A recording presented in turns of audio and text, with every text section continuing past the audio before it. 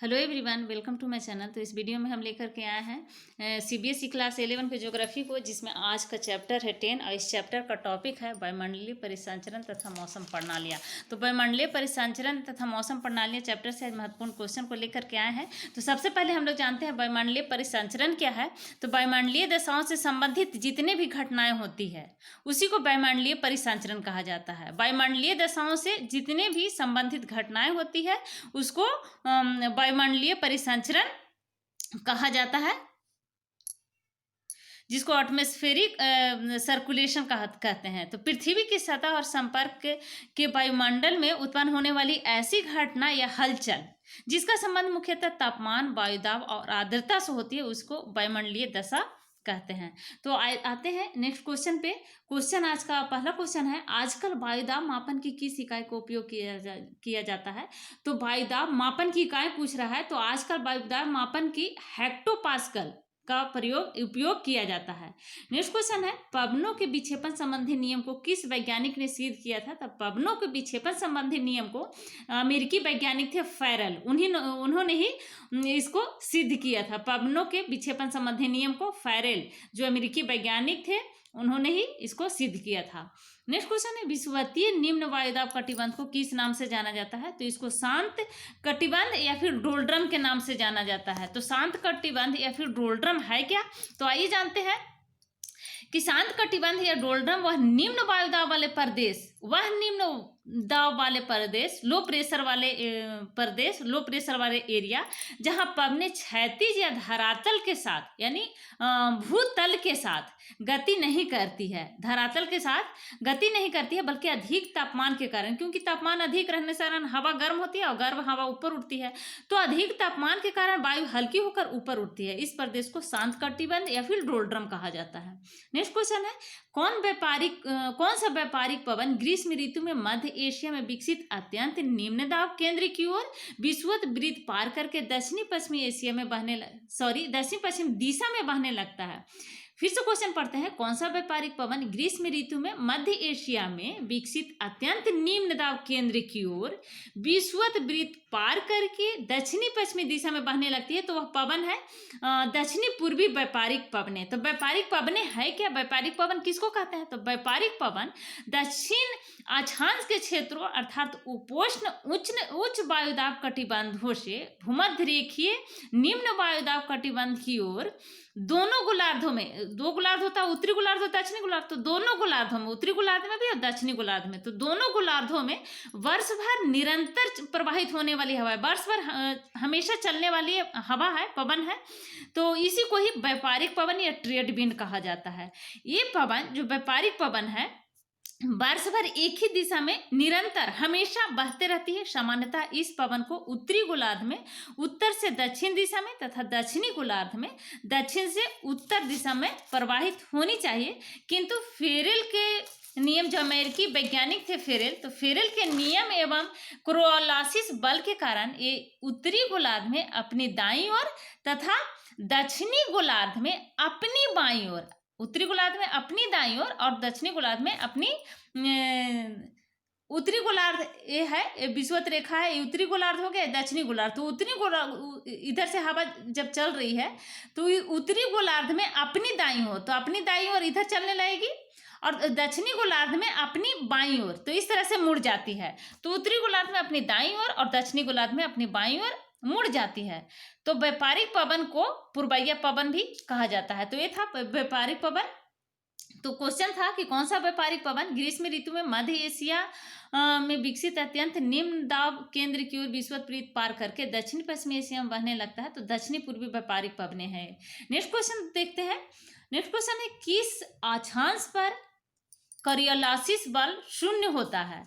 तो विषुवत रेखा पर कोरियोलिस बल शून्य होता है। विषुवत रेखा पर, विषुवत रेखा 0 डिग्री को बोलते हैं, तो 0 डिग्री होता है, इसको विषुवत रेखा कहते हैं। उत्तरी गोलार्ध हो गया, निचली गोलार्ध, और पोल को 90 डिग्री,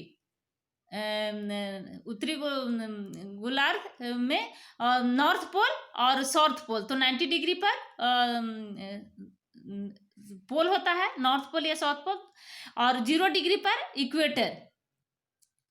तो क्वेश्चन पूछ रहा है कि किस अक्षांश पर करियोलासिस बल शून्य होता है, तो विषुवत रेखा पर। तो यह बीचों बीच वाली रेखा को विषुवत रेखा कहते हैं 0 डिग्री पर। तो इसी पर विषुवत रेखा पर करियोलासिस बल शून्य होता है।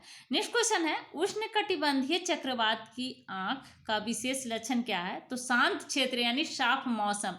तो उष्णकटिबंध क्षेत्र कौन सा है, किसको बोलते हैं उष्णकटिबंध?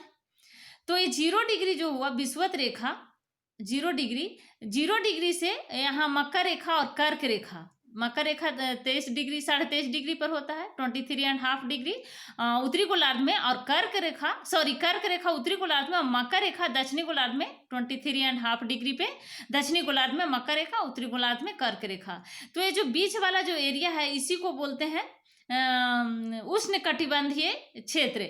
तो क्वेश्चन पूछ रहा है कि उष्णकटिबंधीय चक्रवात की आंख विशेष लक्षण क्या है, तो उष्णकटिबंधीय चक्रवात किसको कहते हैं, तो उष्णकटिबंधीय चक्रवात एक तूफानी प्रणाली है जो एक विशाल निम्न दबाव केंद्र और भारी तड़ित झंझावात,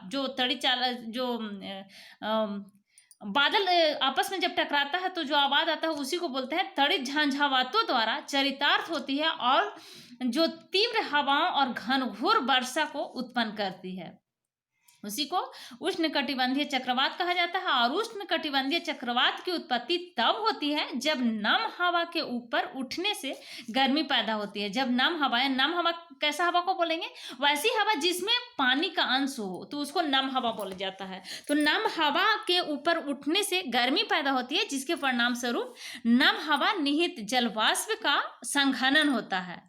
तो उस समय उष्णकटिबंधीय चक्रवात की उत्पत्ति होती है। नेक्स्ट क्वेश्चन है, शांत कटिबंध या डोलड्रम किसे कहते हैं, तो शांत कटिबंध या डोलड्रम वह निम्न वायुदाब प्रदेश जहां पवनें क्षैतिज या धरातल के साथ गति नहीं करती, बल्कि अधिक तापमान के कारण वायु हल्की होकर ऊपर उड़ती है, इस प्रदेश को शांत कटिबंध या फिर डोलड्रम कहा जाता है। नेक्स्ट क्वेश्चन है, चीन के तट को प्रवाहित करने वाले उष्ण कटिबंधीय चक्रवात को किस नाम से पुकारा जाता है, तो टाइफून के नाम से। चीन के तट, क्वेश्चन पूछ रहा है चीन के तट को प्रभावित करने वाले उष्ण कटिबंधीय चक्रवात को, तो चीन के तट से जो हवा आती है तो ये टाइफून है, टाइफून चक्रवात। चीन के तट से टकरा करके ये जो चक्रवात आता है उसको टाइफून चक्रवात कहते हैं। उष्णकटिबंधीय चक्रवात है या टाइफून चक्रवात।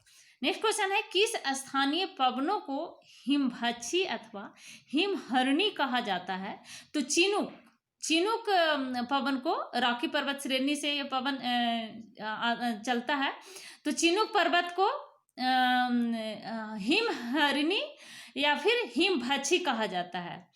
नेक्स्ट क्वेश्चन है, वाताग्री का क्या अर्थ है, तो वाताग्री का अर्थ है जब दो भिन्न प्रकार की वायु राशियां मिलती है, एक साथ मिल जाती है दो भिन्न प्रकार की वायु राशियां, तो उसके मध्य सीमा क्षेत्र को वाताग्र कहते हैं। उसके बीच का जो सीमा क्षेत्र होता है उसी को वाताग्र कहा जाता है। नेक्स्ट क्वेश्चन है, टोर्नेडो या जल स्तंभ किसे कहते हैं, तो भयानक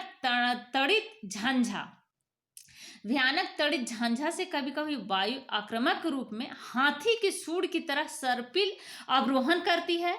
इसमें केंद्र पर अत्यंत कम वायुदाब होता है और यह व्यापक रूप से भयंकर विनाशकारी होते हैं, तो इस परिघटना को टोर्नेडो कहा जाता है। टोर्नेडो किसको कहते हैं, भयानक तड़ित झंझा से कभी कभी वायु आक्रामक रूप में होकर के हाथी के सूंड की तरह सर्पिल अवरोहण करती है, और इसमें केंद्र पर अत्यंत कम वायुदाब, निम्न लो प्रेशर बन जाता है, और यह व्यापक रूप से भयंकर विनाशकारी होते हैं। इस परिघटना को टोर्नेडो कहा जाता है। नेक्स्ट क्वेश्चन है, वायुमंडलीय दाब किसे कहते हैं, तो समुद्र तल से वायुमंडल के अंतिम सीमा तक एक इकाई क्षेत्रफल के वायु स्तंभ के भार को वायुमंडलीय दाब कहते हैं। नेक्स्ट क्वेश्चन है, वायु दाब किस यंत्र से मापा जाता है और इसके मापन के लिए किस इकाई का प्रयोग किया जाता है, तो वायु दाब पारद वायु मापी या फिर निदर्भ बैरोमीटर से मापा जाता है। इकाई मिलीबार या फिर किलो पास्कल होता है।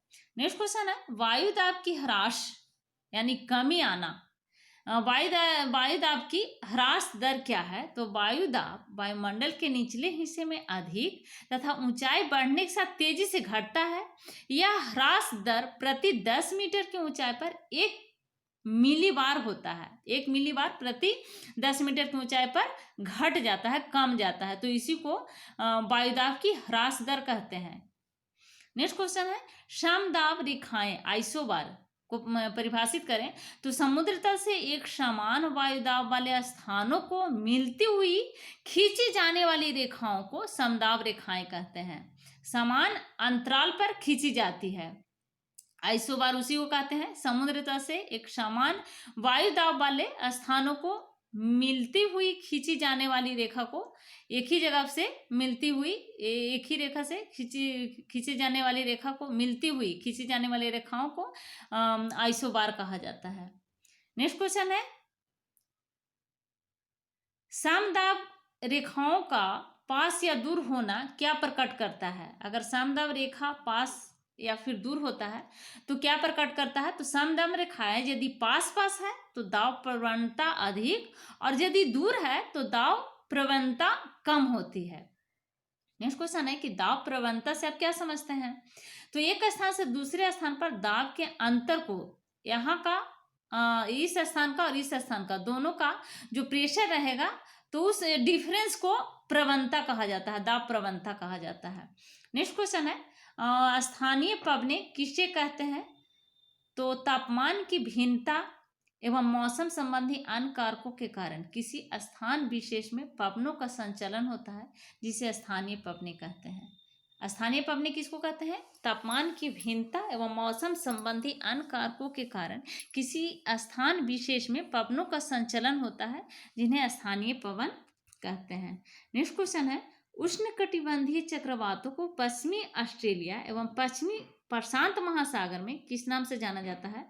तो उष्णकटिबंधीय चक्रवातों को पश्चिमी ऑस्ट्रेलिया में विली विली एवं पश्चिमी प्रशांत महासागर में टाइफून के नाम से जाना जाता है, उष्णकटिबंधीय चक्रवात को। नेक्स्ट क्वेश्चन है, टॉर्नेडो क्या है? तो मध्य अक्षांशों में स्थानीय तूफान तड़ित झंझा के साथ भयानक रूप ले लेते हैं। इसके केंद्र में अत्यंत कम वायुदाब, यानी इसके केंद्र में लो प्रेशर बन जाता है, लो प्रेशर होता है और वायु ऊपर से नीचे आक्रामक रूप से हाथी की सूंड की तरह आती है। इस परिघटना को टॉर्नेडो कहते हैं। नेक्स्ट क्वेश्चन है, अंतर उष्ण कटिबंधीय अभिसरण क्षेत्र ITCZ। तो ITCZ है क्या? ITCZ का फुल फॉर्म होता है इंटरनली कन्वर्जेंस जोन, जिसको बोलते हैं। तो ये है कहाँ पाया जाता है? तो विषुवत वृत्त के निकट पाया जाता है। नेक्स्ट क्वेश्चन है, वायु राशि से क्या अभिप्राय है? तो जब वायु किसी विस्तृत क्षेत्र पर पर्याप्त लंबे समय तक रहती है तो उस क्षेत्र के गुणों यानी तापमान तथा आर्द्रता संबंधी के धारण कर लेती है। तो तापमान और विशिष्ट गुण वाली यह वायु, तापमान तथा विशिष्ट गुण वाली वायु राशियां कहलाती है। ये सैकड़ों किलोमीटर तक विस्तृत होती है तथा इसमें कई परतें होती है, इसी को वायु राशि कहा जाता है। तो अगर अभी तक आपने मेरे चैनल को सब्सक्राइब नहीं किया है तो प्लीज़ मेरे चैनल को सब्सक्राइब करें, लाइक करें एंड शेयर करें। Thank you.